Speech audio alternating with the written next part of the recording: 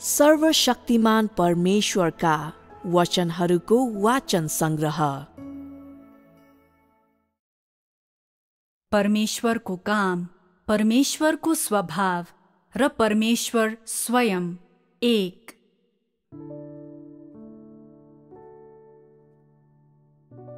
परमेश्वरको स्वभाव र परमेश्वर स्वयंको बारेमा बुझ्नको निम्ति तैँले सानो सुरुवात गर्नुपर्छ।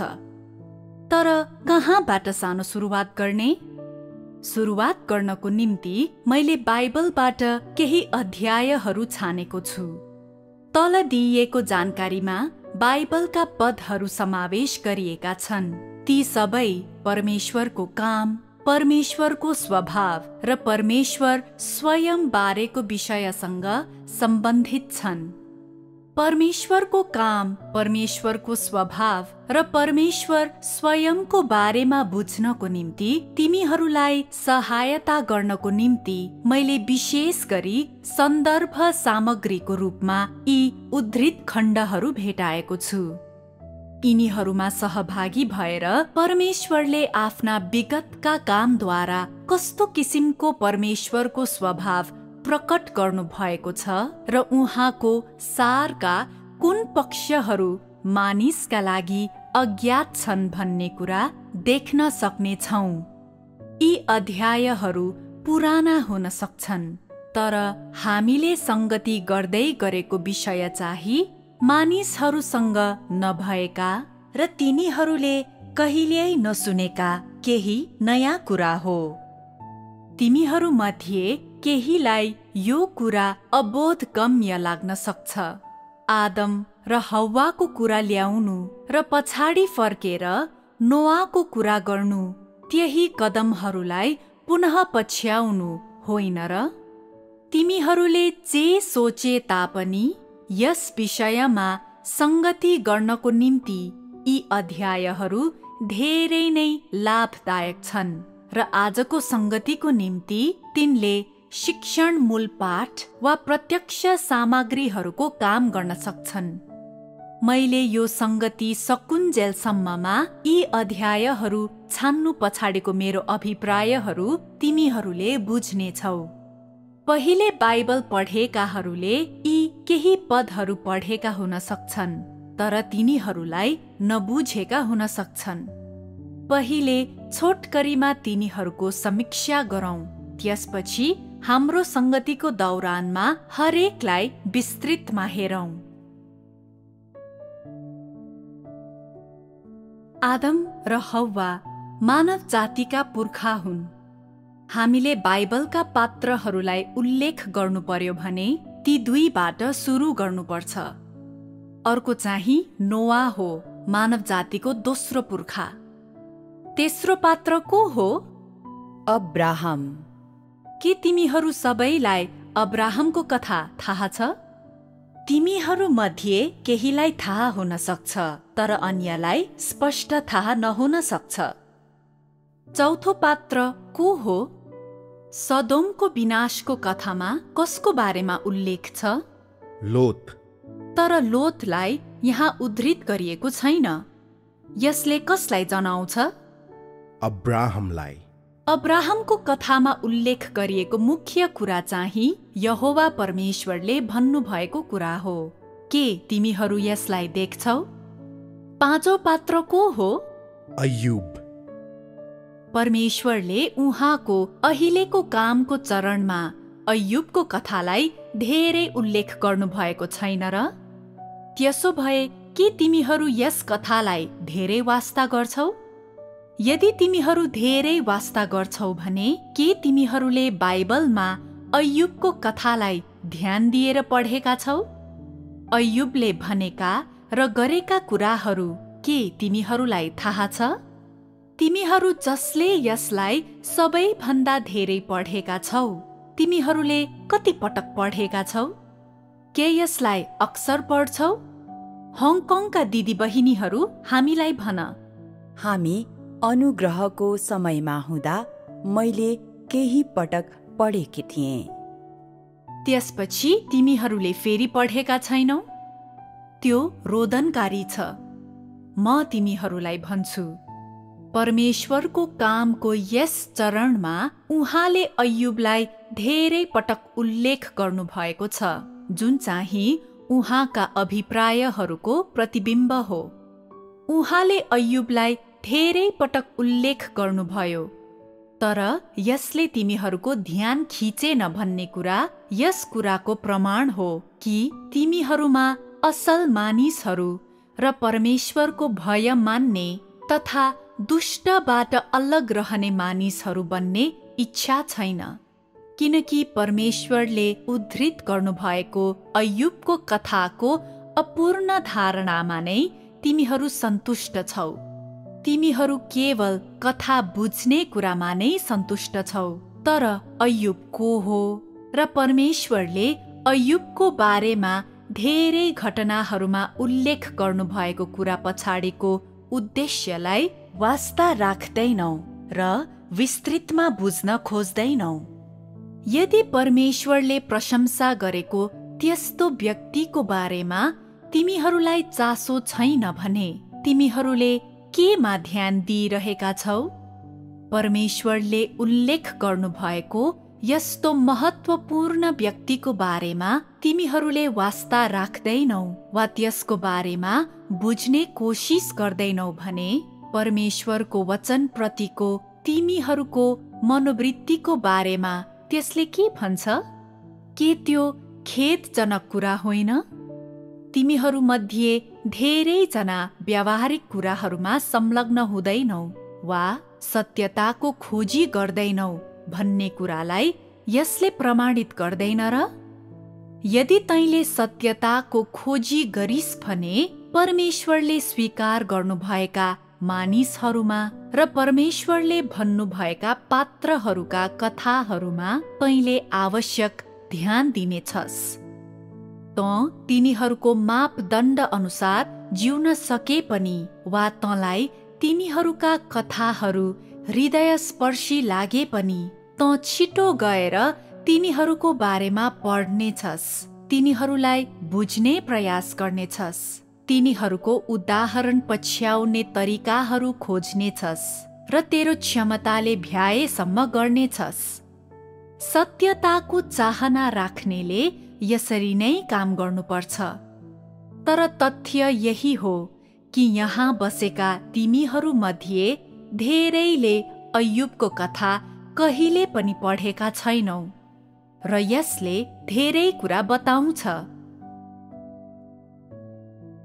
मैले भर्खरै छलफल गर्दै गरेको विषयमा फर्कौं। पुरानो करारको व्यवस्थाको युगसँग सम्बन्धित धर्मशास्त्रको यस खण्डमा बाइबल पढ्ने धेरै जसो मानिसहरूलाई थाहा भएका उच्च प्रतिनिधिमूलक पात्रहरू बारेका निश्चित कथाहरूमा ध्यान दिने निर्णय मैले गरेको छु। यी पात्रहरू बारेका कथाहरू पढ्ने जो कोहीले तिनीहरूमाथि परमेश्वरले गर्नुभएको काम र तिनीहरूसँग परमेश्वरले बोल्नुभएका वचनहरू आजका मानिसहरूका निम्ति पनि मूर्त र सुलभ छन् भन्ने कुराको महसुस गर्न सक्नेछन्। जब तैँले बाइबलमा संग्रहित यी कथाहरू पढ्छस्, इतिहासका ती समयहरूमा परमेश्वरले आफ्नो काम कसरी गर्नुभयो र मानिसहरूसँग कस्तो व्यवहार गर्नुभयो भन्ने कुरा तैँले अझ राम्ररी बुझ्छस्। तर तैँले ती कथाहरू स्वयं वा तिनमा भएका पात्रहरूमा ध्यान दे भनेर मैले यी अध्यायहरूको बारेमा आज छलफल गरेको होइन। बरु यी पात्रहरूका कथाहरूद्वारा तैँले परमेश्वरको कामहरू र उहाँको स्वभावलाई सराहना गर्न सक भनेर मैले यसो गरेको हुँ। यसले तँलाई परमेश्वरलाई सजिलै जान्न र बुझ्न, उहाँको वास्तविक पक्ष हेर्न सक्षम तुल्याउनेछ। यसले उहाँ बारेको तेरा अनुमान र धारणाहरूलाई हटाउनेछ र अस्पष्टताले ढाकेको विश्वासको बाटो मोड्न तँलाई मद्दत गर्नेछ। तँसँग बलियो जग नभएसम्म परमेश्वरको स्वभाव र परमेश्वर स्वयंलाई बुझ्ने कोसिसले निसहाय शक्तिहीन र कहाँबाट सुरु गर्ने कुरा थाहा नभएको अनिश्चिततातर्फ डोर्याउन सक्छ। यसले मलाई एउटा विधि र तरिकाको विकास गर्न प्रेरित गर्यो, जसले परमेश्वरलाई अझ राम्ररी बुझ्न, परमेश्वरको इच्छालाई साँचो तरिकाले सराहना गर्न, परमेश्वरको स्वभाव र परमेश्वर स्वयंलाई बुझ्नको निम्ति तेरो मद्दत गर्छ र तँलाई परमेश्वरको अस्तित्व वास्तविक रूपमा अनुभव गर्न र मानव जातिप्रति उहाँको इच्छालाई सराहना गर्न दिन्छ। के यी सबै तिमीहरूकै फाइदाका लागि हुने छैनन् र? तिमीहरूले अहिले यी कथा र धर्मशास्त्रका खण्डहरू पुनः पढ्दा तिमीहरूका हृदयहरूमा के महसुस गर्छौ? के मैले छानेका धर्मशास्त्रका खण्डहरू अनावश्यक हुन् जस्तो तिमीहरूलाई लाग्छ? मैले भर्खरै तिमीहरूलाई भनेका कुराहरूलाई मैले पुनः जोड दिनुपर्छ। परमेश्वरले मानिसहरूमा आफ्नो काम कसरी गर्नुहुन्छ भन्ने कुरा देख्न र मानव जातिप्रति उहाँको मनोवृत्ति अझ राम्ररी बुझ्नको निम्ति तिमीहरूलाई मद्दत गर्नु नै तिमीहरूलाई यी पात्रहरूका कथाहरू पढ्न लगाउनुको उद्देश्य हो। तिमीहरूलाई यो समझ प्राप्त गर्नका निम्ति केले मद्दत गर्नेछ? विगतमा परमेश्वरले गर्नुभएको काम बुझ्ने र त्यसलाई परमेश्वरले अहिले गरिरहनु भएको कामसँग जोड्ने कार्यले उहाँका असंख्य पक्षहरूको सराहना गर्न तिमीहरूलाई मद्दत गर्छ। यी असंख्य पक्षहरू वास्तविक छन् र परमेश्वरलाई जान्न चाहने सबैले यी कुराहरू जान्नु र यिनीहरूको सराहना गर्नुपर्छ। धर्मशास्त्रलाई उद्धृत गर्दै आदम र हव्वाको कथा सुरु गरौं। आदम र हव्वा। 1. आदमलाई परमेश्वरको आज्ञा। उत्पत्ति 2 अध्यायको 15 पददेखि 17 पदसम्म। अनि यहोवा परमेश्वरले मानिसलाई लिनुभयो र अदनको बगैँचामा त्यसको हेरचाह गर्न र काटछाँट गर्न राख्नुभयो। अनि यहोवा परमेश्वरले मानिसलाई आज्ञा गर्दै भन्नुभयो, तैँले बगैँचाको हरेक रुखबाट स्वतन्त्र रूपमा खान सक्छस्, तर असल र खराबको ज्ञानको रुखबाट तैँले खानु हुँदैन, किनभने तैँले त्यसबाट खाएको दिन तँ निश्चय नै मर्नेछस्। यी पदहरूबाट तिमीहरूले के बुझ्यौ? धर्मशास्त्रको यस खण्डले तिमीहरूलाई कस्तो महसुस गराउँछ? मैले किन आदमलाई परमेश्वरले दिनुभएको आज्ञाको बारेमा कुरा गर्ने निर्णय गरे? के अहिले तिमीहरू हरेकको मनमा परमेश्वर र आदमको बिम्ब छ? तिमीहरूले कल्पना गर्ने कोसिस गर्न सक्छौ, यदि त्यस दृश्यमा तिमीहरू भएको भए तिमीहरूलाई भित्रबाट परमेश्वर कस्तो हुनुहुन्थ्यो होला जस्तो लाग्छ? यस बारेको सोचाइले तिमीहरूलाई कस्तो महसुस गराउँछ? यो हृदयस्पर्शी र हृदयलाई आनन्दित गराउने तस्बिर हो।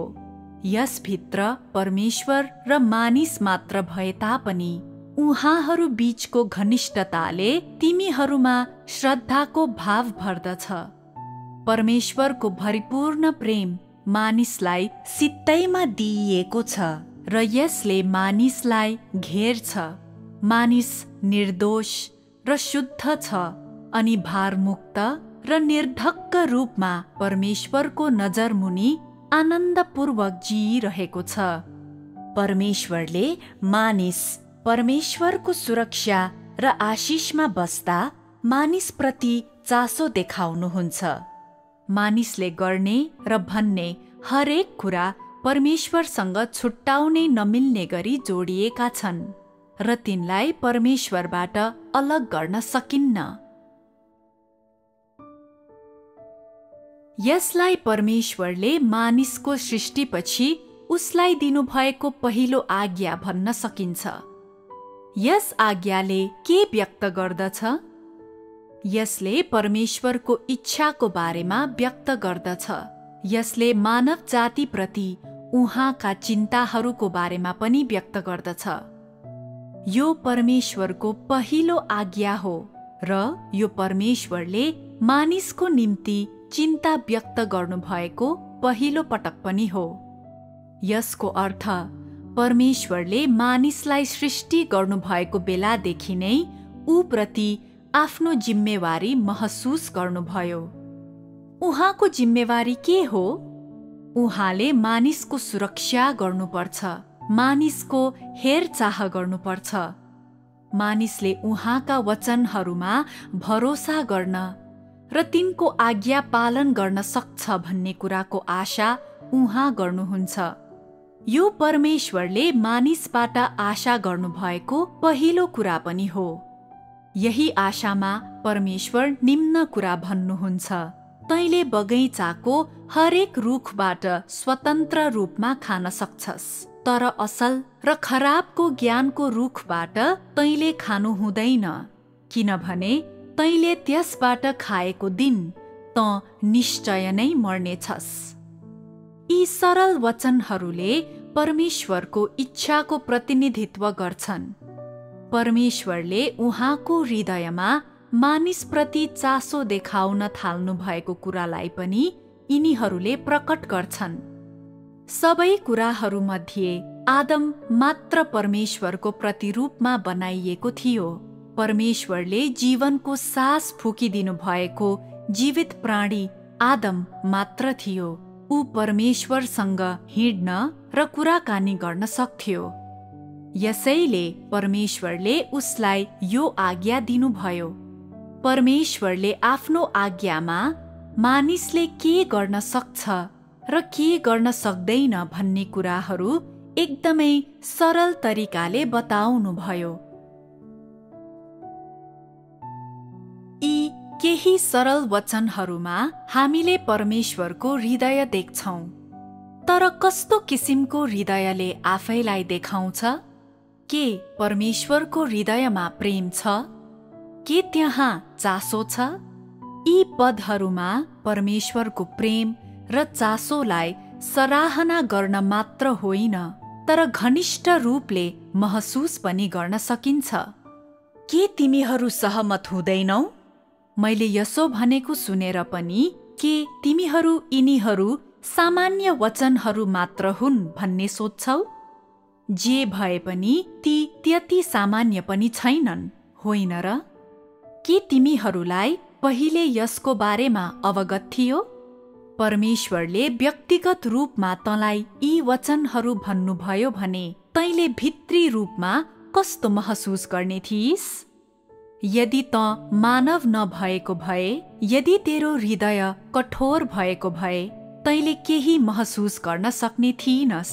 तैँले परमेश्वरको प्रेमलाई सराहना गर्न सक्ने थिइनस् र तैँले परमेश्वरको हृदय बुझ्ने कोसिस गर्ने थिइनस्। तर मानवीय चेत र विवेक भएको व्यक्ति भएको कारण तैँले फरक महसुस गर्ने थिइस्। तैँले न्यानोपन महसुस गर्ने थिइस्। तैँले वास्ता गरिएको र प्रेम गरिएको महसुस गर्ने थिइस् र तैँले सुख महसुस गर्ने थिइस्। के यो सही होइन? जब तैँले यी कुराहरूको अनुभव गर्छस्, तैँले परमेश्वरप्रति कस्तो व्यवहार गर्नेछस्? के तैँले परमेश्वरमा जोडिएको महसुस गर्नेछस्?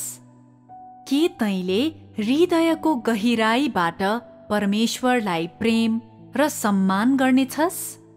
के तेरो हृदय परमेश्वरको नजिक जानेछ? यसबाट तैँले मानिसको निम्ति परमेश्वरको प्रेम कति महत्त्वपूर्ण छ भन्ने देख्न सक्छस्। तर मानिसले परमेश्वरको प्रेमको सराहना गर्नु र त्यसलाई बुझ्नु अझ जरुरी छ। वास्तवमा परमेश्वरले आफ्नो कामको चरणमा उस्तै धेरै कुराहरू भन्नुहुन्न र? के आज परमेश्वरको हृदयको सराहना गर्ने मानिसहरू छन्? के तिमीहरूले मैले भर्खरै भनेका परमेश्वरका इच्छा बुझ्न सक्छौ? वास्तवमा यो यति ठोस, मूर्त र वास्तविक हुँदा पनि तिमीहरूले परमेश्वरको इच्छाको सराहना गर्न सक्दैनौ। त्यसैले तिमीहरूमा परमेश्वरको वास्तविक ज्ञान र समझ छैन भनेर म भन्छु। के यो साँचो होइन? तर अहिलेलाई यतिमै छाडौं। 2. परमेश्वरले हव्वालाई सृष्टि गर्नुहुन्छ। उत्पत्ति 2 अध्यायको 18 पददेखि 20 पदसम्म। अनि यहोवा परमेश्वरले भन्नुभयो, मानिस एक्लो रहन राम्रो होइन, म त्यसको निम्ति सहयोगी बनाउनेछु। अनि यहोवा परमेश्वरले जमिनबाट भूमिका हरेक जनावर र आकाशका हरेक पन्छी बनाउनुभयो र त्यसले तिनलाई के नामले बोलाउँदो रहेछ भन्ने हेर्नलाई उहाँले तिनीहरूलाई आदम कहाँ ल्याउनुभयो र आदमले हरेक जीवित प्राणीलाई जे नामले बोलायो त्यसपछि त्यसको नाम त्यही रह्यो। अनि आदमले सबै चौपाया र आकाशका पन्छीहरू र भूमिका हरेक जनावरको नाम राखे, तर आदमको निम्ति सहयोगी भेटिएन। उत्पत्ति 2 अध्यायको 22 पददेखि 23 पदसम्म। अनि यहोवा परमेश्वरले पुरुषबाट जुन करङ लिनु भएको थियो त्यसबाट स्त्री बनाउनु भयो र तिनलाई पुरुष कहाँ ल्याउनु भयो। अनि आदमले भने, यो त मेरै हड्डीहरूको हड्डी र मासुको मासु हो, तिनलाई स्त्री भनिनेछ, किनभने तिनलाई पुरुषबाट लिइएको थियो। धर्मशास्त्रको यस खण्डमा एउटा महत्त्वपूर्ण पंक्ति छ। आदमले हरेक जीवित प्राणीलाई जे नामले बोलायो त्यसपछि त्यसको नाम त्यही रह्यो। यसैले सबै जीवित प्राणीहरूको नाम कसले राख्यो? आदमले, परमेश्वरले होइन। यस पंक्तिले मानव जातिलाई एउटा तथ्य भन्छ। परमेश्वरले मानिसको सृष्टि गर्दा नै उसलाई बुद्धि दिनुभयो। यसको अर्थ मानिसको बुद्धि परमेश्वरबाट आएको हो। यो एक निश्चितता हो। तर किन? परमेश्वरले आदमको सृष्टि गर्नु भएपछि के आदम विद्यालय गयो? के उसलाई पढ्न आउँथ्यो? परमेश्वरले विभिन्न जीवित प्राणीहरू बनाउनु भएपछि के आदमले यी सबै प्राणीहरूको पहिचान गर्यो? के परमेश्वरले उसलाई तिनीहरूको नाम के थिए भनी बताउनु भयो? परमेश्वरले उसलाई यी प्राणीहरूका नामहरू कसरी राख्ने भनेर पनि अवश्य सिकाउनु भएन। सत्य त्यही हो। त्यसो भए यी जीवित प्राणीहरूको नाम कसरी राख्ने र तिनीहरूलाई के नाम दिने भनेर आदमलाई कसरी थाहा भयो? यो आदमको सृष्टि गर्दा परमेश्वरले आदममा के कुरा थपिदिनु भयो भन्ने प्रश्नको जवाफसँग सम्बन्धित छ। यी तथ्यहरूले प्रमाणित गर्छन् कि परमेश्वरले मानिसको सृष्टि गर्नुहुँदा आफ्नो बुद्धि पनि उसमा थपिदिनु भयो। यो मुख्य बुँदा हो, त्यसैले ध्यान दिएर सुन। तिमीहरूले बुझ्नुपर्ने अर्को मुख्य बुँदा पनि छ। आदमले जीवित प्राणीहरूको नाम राखेपछि ती नामहरू परमेश्वरको शब्दावलीमा स्थापित भए। म किन यो कुरा उल्लेख गर्छु? किनकि यसमा परमेश्वरको स्वभाव सामेल छ र यस बुँदाको थप व्याख्या मैले गर्नुपर्छ। परमेश्वरले मानिसलाई सृष्टि गर्नुभयो, उसमा जीवनको सास फुकिदिनु भयो र उसलाई उहाँको बुद्धिबाट केही, उहाँको क्षमताहरू र उहाँसँग जे छ र उहाँ जे हुनुहुन्छ त्यो दिनुभयो। परमेश्वरले मानिसलाई यी सबै कुराहरू दिनु भएपछि मानिस केही कुराहरू स्वतन्त्र रूपमा गर्न सक्ने र आफैले सोच्न सक्ने भयो। मानिसले सोचेको र गरेको कुरा परमेश्वरको नजरमा असल छ भने परमेश्वरले त्यसको पुष्टि गर्नुहुन्छ र हस्तक्षेप गर्नुहुन्न। यदि मानिसले गरेको कुरा सही छ भने परमेश्वरले यसलाई हुन दिनुहुन्छ। त्यसो भए आदमले हरेक जीवित प्राणीलाई जे नामले बोलायो त्यसपछि त्यसको नाम त्यही रह्यो। वाक्यांशले के कुराको संकेत गर्छ? यसले विविध जीवित प्राणीहरूका कुनै पनि नामलाई परमेश्वरले परिवर्तन गर्नुपर्छ भन्ने लागेन भन्ने कुराको संकेत गर्दछ। कुनै प्राणीलाई आदमले जे नाम दियो परमेश्वरले त्यस्तै होस् भनेर उक्त प्राणीको नामलाई स्वीकार गर्नुहुन्थ्यो। के यस विषयमा परमेश्वरले कुनै धारणा व्यक्त गर्नुभयो? होइन, उहाँले अवश्य नै गर्नु भएन। त्यसो भए यसबाट तिमीहरूले के बुझ्छौ?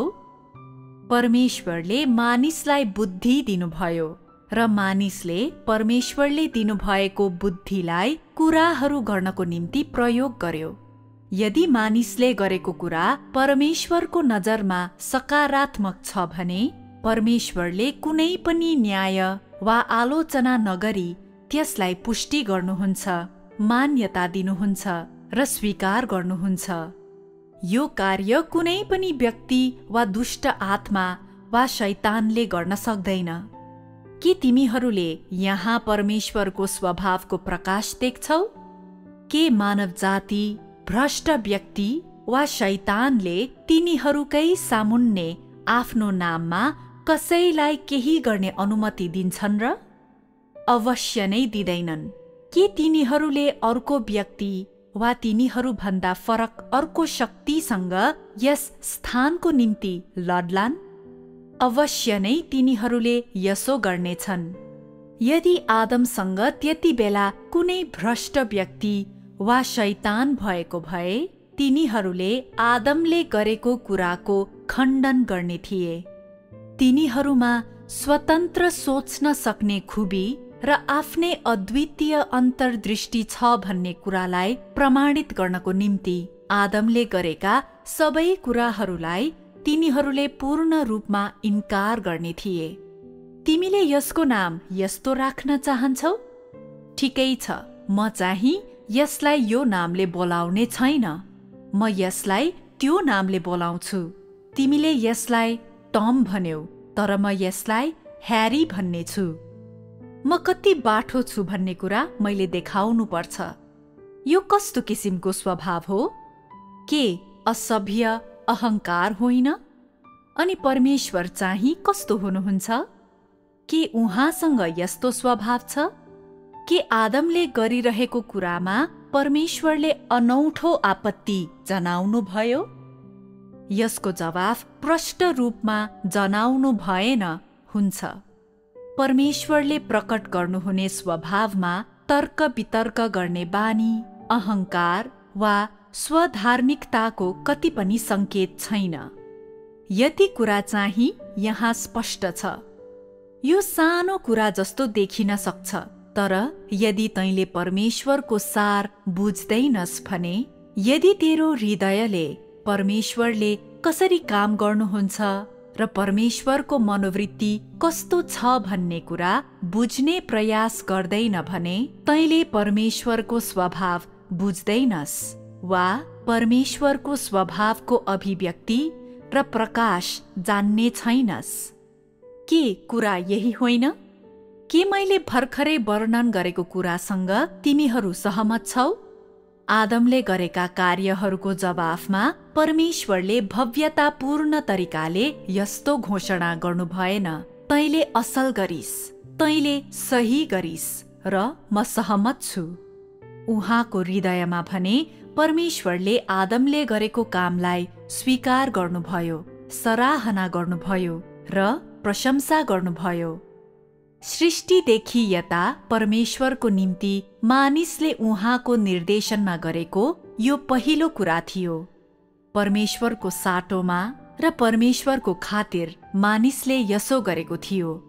परमेश्वरको नजरमा परमेश्वरले मानिसलाई दिनुभएको बुद्धिको कारण यसो भएको थियो।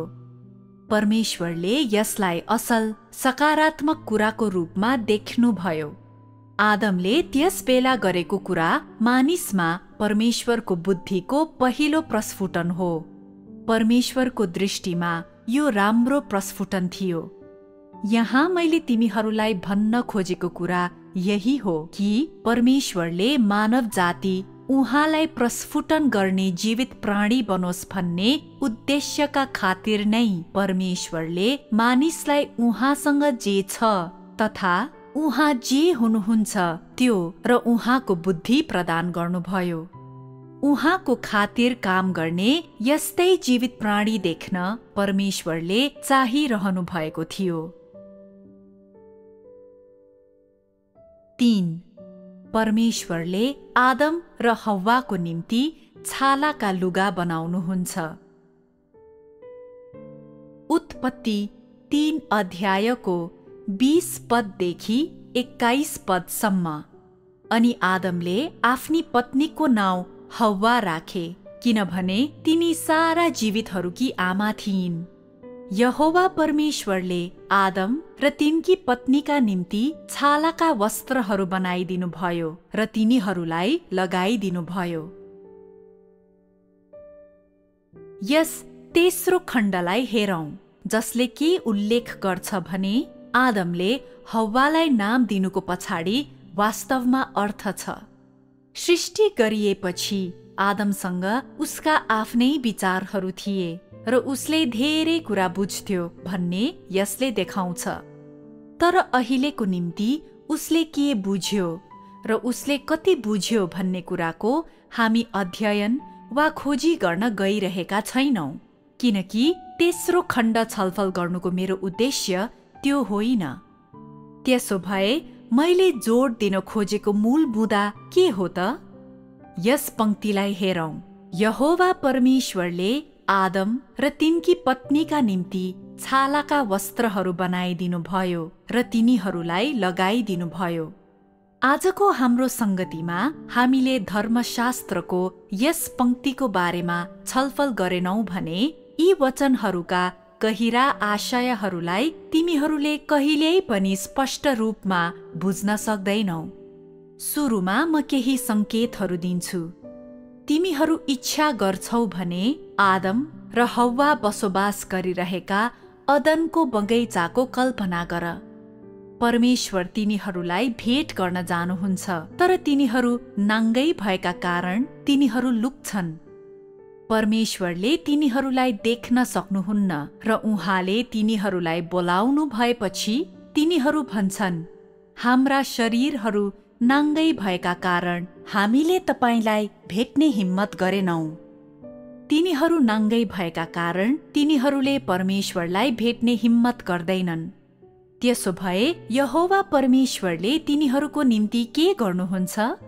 मूल पाठले भन्छ, यहोवा परमेश्वरले आदम र तिनकी पत्नीका निम्ति छालाका वस्त्रहरू बनाइदिनु भयो र तिनीहरूलाई लगाइदिनु भयो।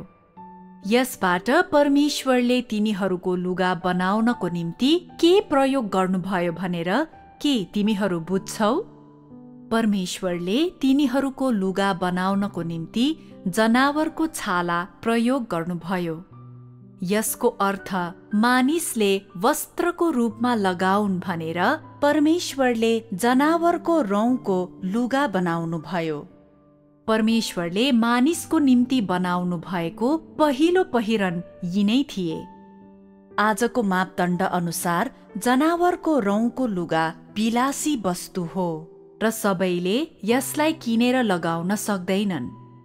यदि कसैले तँलाई सोध्छ, हाम्रा पुर्खाहरूले लगाएको पहिलो पहिरन के थियो?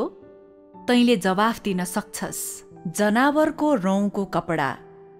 त्यो रौँको लुगा कसले बनायो? तैँले यस्तो जवाफ दिन सक्छस्, यसलाई परमेश्वरले बनाउनु भयो। यो नै यहाँको मुख्य बुँदा हो। यो लुगा परमेश्वरले बनाउनु भएको थियो। के यो छलफल गर्न योग्य कुरा होइन? मेरो वर्णन सुनेपछि के तिमीहरूको मनमा एउटा तस्बिर आयो? कम्तीमा पनि मोटामोटी ढाँचा तिमीहरूमा हुनुपर्ने हो। मानिसको पहिलो पहिरन के थियो भन्ने कुरा तिमीहरूलाई थाहा होस् भनेर मैले यसो भनेको होइन। त्यसो भए कुरा के हो त?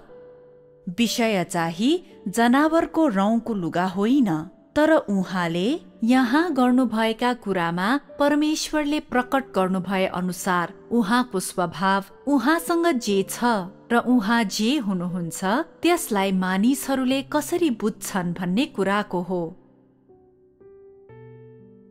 यहोवा परमेश्वरले आदम र तिनकी पत्नीका निम्ति छालाका वस्त्रहरू बनाइदिनुभयो र तिनीहरूलाई लगाइदिनुभयो।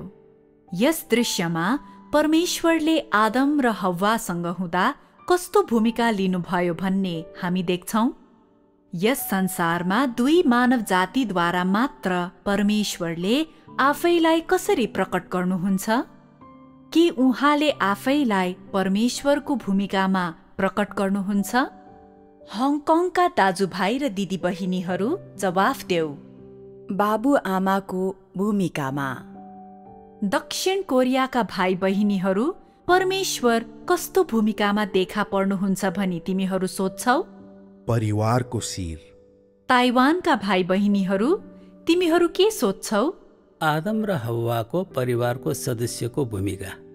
परमेश्वर आदम र हव्वाको परिवारको सदस्यको रूपमा देखा पर्नुहुन्छ भनेर तिमीहरू मध्ये केहीले सोध्छौ भने केहीले परमेश्वर परिवारको शिरको रूपमा देखा पर्नुहुन्छ भनी भन्छन् र अन्यले उहाँ बाबुआमाको रूपमा देखा पर्नुहुन्छ भनी भन्छन्।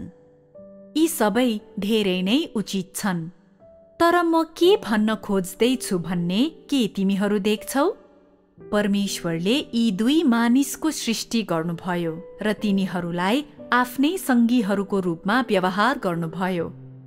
तिनीहरूको एकमात्र परिवारको रूपमा परमेश्वरले तिनीहरूको जीवनको हेरचाह गर्नुभयो र तिनीहरूको घाँस, बाँस र कपासका आवश्यकताहरू पूरा गर्नुभयो।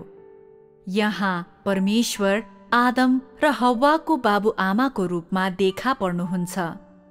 जब परमेश्वरले यसो गर्नुहुन्छ, मानिसले परमेश्वर कति उच्च हुनुहुन्छ भन्ने देख्दैन। उसले परमेश्वरको सर्वश्रेष्ठता, उहाँको रहस्य र विशेष गरी उहाँको क्रोध वा प्रतापलाई देख्दैन। उसले मानिसप्रतिको परमेश्वरको विनम्रता, उहाँको स्नेह, उहाँको चासो र उसको निम्ति उहाँको जिम्मेवारी र वास्ता मात्र देख्छ। आदम र हव्वासँग परमेश्वरले गर्नुभएको व्यवहारको आचरण र तरिका आमा बुवाले आफ्ना छोरा छोरीहरूलाई गर्ने व्यवहारसँग मेल खान्छन्। आमा बाबुले आफ्ना छोरा छोरीहरूलाई कसरी प्रेम, हेरचाह र वास्ता गर्छन्, यो त्यस्तै पनि छ, वास्तविक, देख्न सकिने र मूर्त। आफैलाई उच्च र शक्तिशाली स्थानमा उठाउनुको साटो परमेश्वरले व्यक्तिगत रूपमा मानिसको लागि पहिरन बनाउन छालाको प्रयोग गर्नुभयो। यो जनावरको रौँको लुगा तिनीहरूको लाज ढाक्नको लागि थियो कि तिनीहरूलाई जाडोबाट बचाउनका लागि थियो, त्यो महत्त्वपूर्ण छैन। मानिसको शरीर ढाक्ने यो पहिरन परमेश्वरले व्यक्तिगत रूपमा आफ्नै हातले बनाउनु भएको थियो भन्ने कुरा चाहिँ महत्त्वपूर्ण छ। परमेश्वरले गर्नुहुन्छ भनी मानिसहरूले कल्पना गरे जस्तो पहिरनलाई अस्तित्वमा ल्याउन वा अन्य आश्चर्यजनक माध्यमको प्रयोग गर्ने बारेमा सोच्नु भन्दा पनि परमेश्वरले गर्नुहुन्न होला वा उहाँले यसो गर्नु हुँदैन भनेर मानिसले सोच्ने किसिमको काम नै परमेश्वरले वैधानिक रूपमा गर्नुभयो। यो सानो कुरा जस्तो देखिन्छ, यो कुरा उल्लेखनीय छ भन्ने समेत कतिपय मानिसहरूलाई लाग्दैन, तर यसले उहाँको बारेमा अस्पष्ट धारणाहरू बोकेर परमेश्वरलाई पछ्याउने कुनै पनि व्यक्तिलाई उहाँको सच्चाई र सुन्दरताको बारेमा अन्तर्दृष्टि प्राप्त गर्ने र उहाँको विश्वासयोग्यता र विनम्रता देख्ने तुल्याउँछ।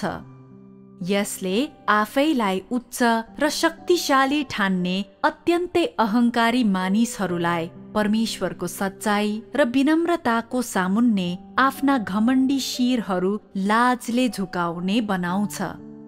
यहाँ परमेश्वरको सच्चाई र विनम्रताले मानिसहरूलाई परमेश्वर कति स्नेही हुनुहुन्छ भन्ने कुरा देख्न थप सक्षम बनाउँछ। यसको विपरीत मानिसहरूले आफ्ना हृदयमा राखेका अपार परमेश्वर, स्नेही परमेश्वर र सर्वशक्तिमान परमेश्वर तुच्छ र कुरूप बनेको छ र सानो छुवाईले पनि चकनाचुर हुन्छ। जब तैँले यो पद देख्छस् र यो कथा सुन्छस्, परमेश्वरले यस्तो कुरा गर्नुभएको कारण के तैँले परमेश्वरलाई तिरस्कार गर्छस्? केही मानिसहरूले त्यसो गर्लान्, तर अरूले फरक प्रतिक्रिया दिनेछन्। तिनीहरूले परमेश्वर सच्चा र स्नेही हुनुहुन्छ र परमेश्वरको सच्चाई र सुन्दरताले नै तिनीहरूलाई द्रवीभूत पार्छ। तिनीहरूले परमेश्वरको वास्तविक पक्ष जति धेरै देख्छन्, तिनीहरूले त्यति नै धेरै परमेश्वरको प्रेमको साँचो अस्तित्व, आफ्ना हृदयमा परमेश्वरको महत्व र उहाँ हरेक क्षण कसरी तिनीहरूको छेउमा खडा हुनुहुन्छ भन्ने कुराको सराहना गर्न सक्छन्। अब हाम्रो छलफललाई वर्तमानसँग जोडौं। यदि परमेश्वरले आफूले सुरुमा सृष्टि गर्नुभएका मानिसहरूको निम्ति मानिसहरूले सोच्न वा अपेक्षा गर्न पनि हिम्मत गर्न नसक्ने यी विभिन्न साना कुराहरू गर्न सक्नुहुन्छ भने के परमेश्वरले आजका मानिसहरूको निम्ति पनि यस्ता कुराहरू गर्न सक्नुहुन्छ? केहीले भन्छन् सक्नुहुन्छ। किन सक्नुहुन्छ त?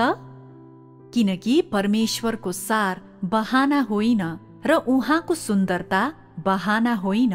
परमेश्वरको सार वास्तवमा नै अस्तित्वमा छ र यो अरूले थप्ने कुरा होइन र फरक समय, ठाउँ र युगहरू अनुसार बदलिने कुरा होइन।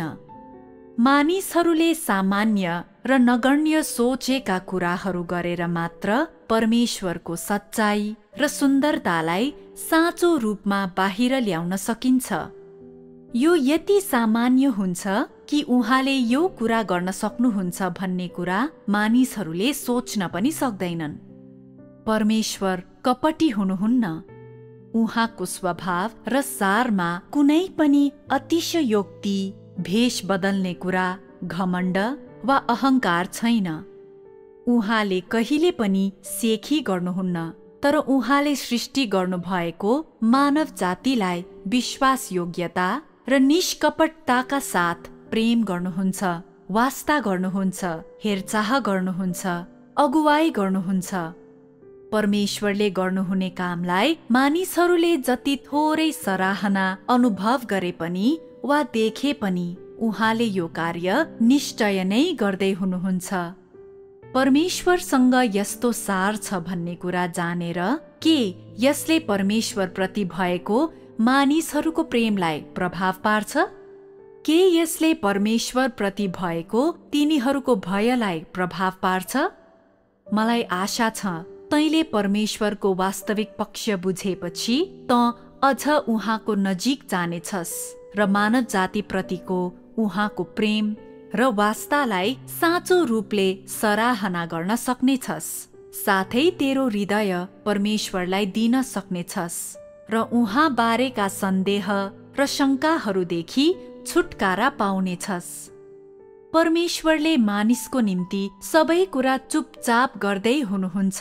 सबै कुरा उहाँको निष्कपटता, विश्वासयोग्यता र प्रेमका साथ शान्तिपूर्वक तरिकाले गर्दै हुनुहुन्छ। तर उहाँले गर्नुहुने कुराहरूप्रति उहाँमा कुनै आशंका वा पछुतोहरू छैनन्। न त कसैले कुनै पनि तरिकाले उहाँले गर्नुभएका कुराको मूल्य चुकाउन नै आवश्यक छ वा मानव जातिबाट केही प्राप्त गर्ने अभिप्राय नै उहाँसँग छ। मानव जातिको साँचो विश्वास र प्रेम प्राप्त गर्नु नै उहाँले गर्नुभएका सबै कुराको एकमात्र उद्देश्य हो। र यसैको साथ पहिलो विषयलाई म यही अन्त गर्नेछु। के यी छलफलहरूले तिमीहरूलाई सहायता गर्यो? ती कति सहयोगी भएका छन्? हामीसँग परमेश्वरको प्रेमको बारेमा अझै धेरै बुझाइ र ज्ञान छ। संगतिको यस विधिले हामीलाई भविष्यमा परमेश्वरको वचनको सराहना गर्न, उहाँका भावनाहरू र उहाँले ती कुराहरू भन्नुहुँदा उहाँले भन्नुभएका कुराहरू पछाडिका अर्थ बुझ्न र उहाँले त्यस समय कस्तो महसुस गर्नुभयो भन्ने कुरा बुझ्न मद्दत गर्न सक्छ। के तिमीहरूमध्ये कोही यी वचनहरू पढेपछि परमेश्वरको वास्तविक अस्तित्वको बारेमा अझ उत्कट तवरले सजग छौ? के परमेश्वरको अस्तित्व खोक्रो र अस्पष्ट छैन रहेछ भन्ने अनुभव गर्छौ? तिमीहरूले यसको अनुभव गरेपछि के तिमीहरूले परमेश्वर तिमीहरूको छेवैमा हुनुहुन्छ भन्ने महसुस गर्न सक्छौ? शायद अहिले त्यो अनुभूति त्यति स्पष्ट छैन वा तिमीहरूले अझै त्यसको महसुस गर्न सकेका छैनौ होला। तर एक दिन जब तिमीहरूका हृदयमा साँचो रूपमा गहिरो बुझाइ र परमेश्वरको स्वभाव र सारको वास्तविक ज्ञान हुन्छ, तब तैँले परमेश्वर तेरो छेवैमा हुनुहुन्छ भन्ने अनुभूति गर्न सक्नेछस्। तैँले आफ्नो हृदयमा परमेश्वरलाई कहिल्यै पनि साँचो रूपमा स्वीकार गरेको थिइनस् र सत्य यही हो। संगतिको यस तरिकाको बारेमा तिमीहरूलाई के लाग्छ? के तिमीहरूले यसलाई बुझ्न सक्छौ? के तिमीहरूलाई परमेश्वरको काम र परमेश्वरको स्वभाव सम्बन्धी विषय ज्यादै भारी लाग्छ? तिमीहरूलाई कस्तो लाग्छ? धेरै राम्रो, उत्साहित। के कुराले तिमीहरूलाई राम्रो महसुस गरायो? तिमीहरू किन उत्साहित भयो? यो अदनको बगैँचामा अर्थात् परमेश्वरको छेउमा फर्केर गए जस्तै थियो। परमेश्वरको स्वभाव मानिसहरूको निम्ति वास्तवमा अपरिचित विषय हो, किनकि तिमीहरूले प्राय जसो कल्पना गर्ने र पुस्तकहरूमा पढ्ने र संगतिहरूमा सुन्ने कुराहरूले तिमीहरूलाई हात्ती छुने दृष्टिविहीन व्यक्तिहरू जस्तै महसुस गराएको छ। तिमीहरूले आफ्ना हातहरूले छामिरहेका मात्र छौ, तर वास्तवमा तिमीहरूले कल्पनामा वास्तविक चित्र उतार्न सक्दैनौ। अन्धाधुन्द यताउता छामछुम गरेर यसले तँलाई परमेश्वरको बारेमा अपूर्ण बुझाइ पनि दिँदैन। उहाँ सम्बन्धी स्पष्ट अवधारणाको त कुरै नगरौं। यसले परमेश्वरको स्वभाव र सारको उचित परिभाषा दिनबाट तँलाई रोकेर तेरो कल्पनालाई भड्काउने काम मात्र गर्छ र तेरो कल्पनाबाट उत्पन्न अनिश्चितताहरूले तेरो हृदयमा अपरिहार्य रूपमै शङ्काहरू भर्नेछ। जब तँ केही कुराको बारेमा निश्चित हुँदैनस् तर पनि बुझ्ने कोसिस गर्छस्, तब तेरो हृदयमा सधैँ विरोधाभासहरू तथा द्वन्द्व हुनेछन् र तँमा अशान्तिको भाव पनि हुनेछ, जसले तँलाई भ्रमित र अन्योलमा पार्नेछन्। परमेश्वरको खोजी गर्न, परमेश्वरलाई जान्न र उहाँलाई स्पष्ट देख्न खोज्ने चाहना गर्नु, तर कहिले पनि जवाफ पत्ता लगाउन नसक्ने जस्तो देखिनु पीडादायी कुरा होइन र? अवश्य नै यी वचनहरू भयसाथ परमेश्वरको आदर गर्न र उहाँलाई सन्तुष्ट तुल्याउन खोज्नेहरूको निम्ति लक्षित छन्। यस्ता कुराहरूमा ध्यान नदिने मानिसहरूको निम्ति यसले केही अर्थ राख्दैन, किनकि परमेश्वरको वास्तविकता र अस्तित्व केवल किम्वदन्ती वा कल्पना हुन् भन्ने कुरा तिनीहरूले सबैभन्दा बढी आशा गरेको कुरा हो, ताकि तिनीहरूले आफूलाई जे मन लाग्छ त्यही गर्न सकुन्, ताकि तिनीहरू सबैभन्दा ठूलो र सबैभन्दा महत्त्वपूर्ण हुन सकुन्, ताकि तिनीहरूले परिणामहरूको कुनै मतलब नै नराखी दुष्ट कामहरू गर्न सकुन्। यसैले तिनीहरूले दण्डको सामना गर्न वा कुनै जिम्मेवारी वहन गर्न नपरोस्, ताकि परमेश्वरले दुष्ट काम गर्नेहरूका निम्ति भन्नुभएका कुराहरू तिनीहरूमा लागू नहोस्। यी मानिसहरू परमेश्वरको स्वभाव बुझ्नको निम्ति इच्छुक छैनन्। परमेश्वर र उहाँको बारेमा सबै कुरा जान्ने कोसिस गर्दा गर्दै तिनीहरू बिरामी परेका छन् र थाकेका छन्। परमेश्वर अस्तित्वमा नभएको भए हुने थियो भन्ने तिनीहरू रुचाउँछन्। यी मानिसहरूले परमेश्वरको विरोध गर्छन् र तिनीहरू बहिष्कृत हुनेहरू मध्येमा पर्छन्।